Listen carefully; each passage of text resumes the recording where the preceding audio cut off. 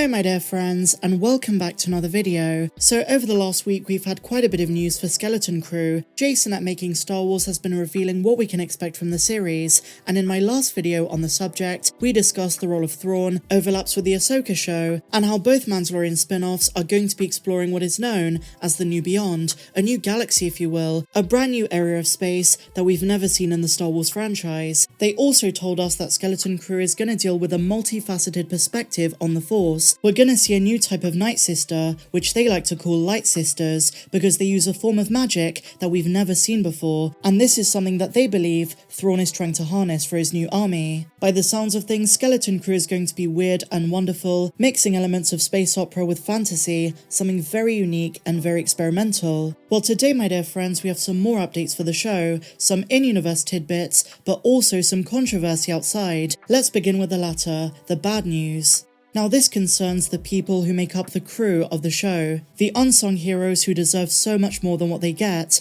They're often so mistreated, overworked and underpaid, and the crew on this show, according to this report, was so mistreated. But I should say right off the bat, it didn't affect the show itself. They finished production, and the amazing folks who make up the crew still got the job done. So let's get into this. Over the last few months, the production for Star Wars Skeleton Crew has been a rough one by most accounts. I've heard many stories of crew members leaving, and crew members coming aboard to replace people who left. Some were so frustrated, they claim they will not come back to work on a Star Wars project ever again. One crew member, who will obviously remain anonymous, said the run on Skeleton Crew has been rougher than all of the other Star Wars productions combined. They were quick to stress they do not think the show is going to suffer for the production's difficulties, but they say they sure did on this one. The crew is the one who suffered. Then they go into more detail. The production schedule was grueling, and crew felt underappreciated, disposable, and disrespected. There were management shifts, and the morale fell pretty low. They say, I for one appreciate the work they do on these shows, and he's absolutely right, I agree with him. These wizards turned South Carolina into Star Wars landscapes. I hope they know the fans give them all the respect and gratitude for making Star Wars. And these are the essential workers, the makeup artists, the camera crew, the set designers, the undercredited folks who make Star Wars what it is. They deserve so much better.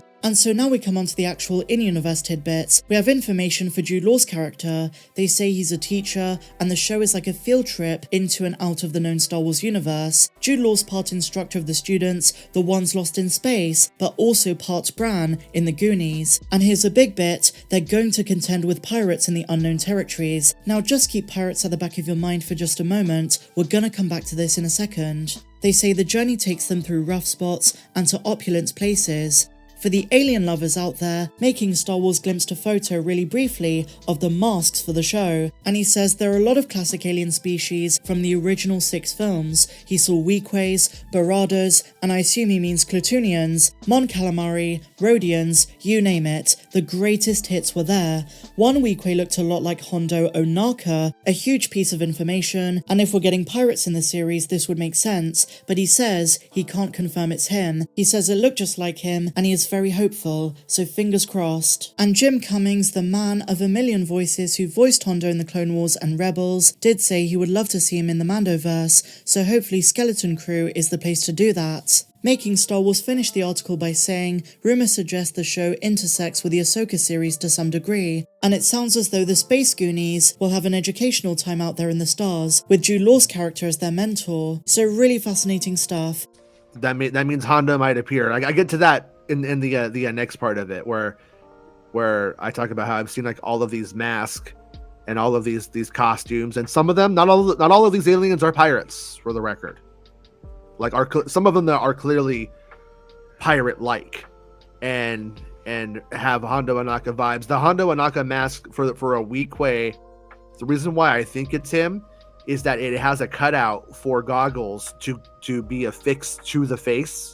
And there's like the grooves in it, and it looks very, very similar to Hondo's face, and it looks very, very similar to the shape of his goggles.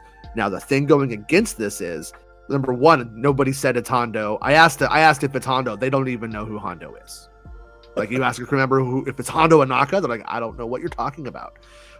The shape of the goggles slightly different, I would say. And granted, I saw this photo very briefly. Like, I didn't get to sit. I don't have the photo. I couldn't sit there and do a 1-to-1 looking at, the analysis here. But from memory, I went and immediately looked at Hondo from the Batuu ride, from the Falcon ride to taking place on Batuu in a whole different era. And it wasn't 1-to-1. The shape of the goggles was similar, but it wasn't 1-to-1. And so that's why in the article, I'm like, look, I'm throwing this out there because if, this is my like Luthen move on this one. If he's in it, I'm hoping this is what squeezes it out. You know what I mean? And so now, my dear Meglorians, let's talk a little bit more about The Bad Batch Season 2. In yesterday's video, we looked at the first reviews and reactions. The screeners went out to a few lucky individuals who saw the first 14 episodes. The last two, the two-part finale episodes 15 and 16, are gonna be a surprise for everyone, but a lot of the reviews shared very similar sentiments, and today, we have even more reviews. Let's take a look at some of them. Discussing films, Jacob Fisher said, "Seen the first 14 episodes of The Bad Batch Season 2, and whilst there are a couple of weaker episodes, it's one of the best Star Wars animated seasons yet. Some fun surprise inclusions, but more importantly, some excellent and quite dark storytelling. Huge improvement from Season 1, and that's what we want to hear, an improvement from the first season, building upon what worked, including that, but also moving the story forward. And we know there's going to be so much explored. Coruscant, Kashyyyk, Geonosis. Some of the reviews we covered yesterday did say that Crosshair has a lot more screen time, but this review does touch upon one thing which was only mentioned by one other reviewer: